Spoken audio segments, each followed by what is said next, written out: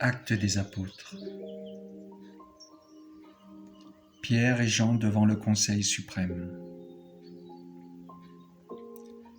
Comme Pierre et Jean parlaient encore au peuple, les prêtres survinrent avec le commandant du temple et les Sadducéens. Ils étaient excédés de les voir enseigner le peuple et annoncer, en la personne de Jésus, la résurrection d'entre les morts. Ils les firent arrêter et placer sous bonne garde jusqu'au lendemain, puisque c'était déjà le soir. Or, beaucoup de ceux qui avaient entendu la parole devinrent croyants. À ne compter que les hommes, il y en avait environ 5000. Le lendemain se réunirent à Jérusalem les chefs du peuple, les anciens et les scribes. Il y avait là Anne, le grand prêtre, Caïphe, Jean, Alexandre et tous ceux qui appartenaient aux familles de grands prêtres. Ils firent amener Pierre et Jean au milieu d'eux et les questionnèrent.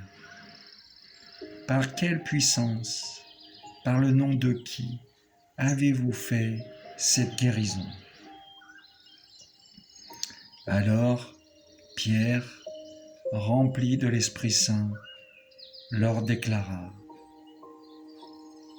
Chefs du peuple et anciens, nous sommes interrogés aujourd'hui pour avoir fait du bien à un infirme, et l'on nous demande comment cet homme a été sauvé. Sachez-le donc, vous tous, ainsi que tout le peuple d'Israël. C'est par le nom de Jésus, le Nazaréen, lui que vous avez crucifié, mais que Dieu a ressuscité d'entre les morts. C'est par lui que cet homme se trouve là devant vous, bien portant. Ce Jésus est la pierre méprisée de vous, les bâtisseurs, mais devenue la pierre d'angle. En nul autre que lui, il n'y a de salut, car sous le soleil, aucun autre nom n'est donné aux hommes qui puisse nous sauver. Constatant l'assurance de Pierre et de Jean, et se rendant compte que c'étaient des hommes sans culture et de simples particuliers, ils étaient surpris.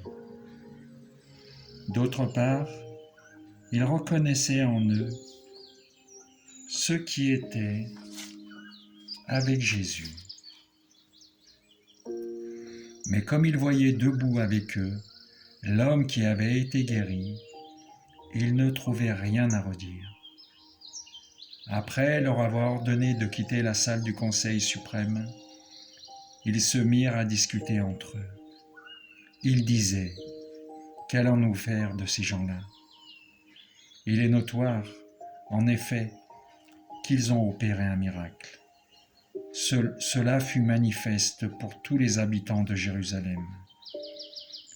Et nous ne pouvons pas le nier.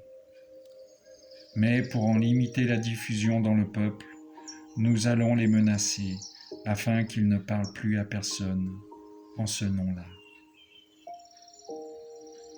Ayant rappelé Pierre et Jean, ils leur interdirent formellement de parler ou d'enseigner au nom de Jésus. Ceux-ci leur répliquèrent: Est-il juste devant Dieu de vous écouter plutôt que d'écouter Dieu? À vous de juger. Quant à nous, il nous est impossible de nous taire sur ce que nous avons vu et entendu. Après, de nouvelles menaces, ils les relâchèrent, faute d'avoir trouvé le moyen de les punir. C'était à cause du peuple, car tout le monde rendait gloire à Dieu pour ce qui était arrivé. En effet, l'homme avait bénéficié de ce miracle de guérison avait plus de 40 ans.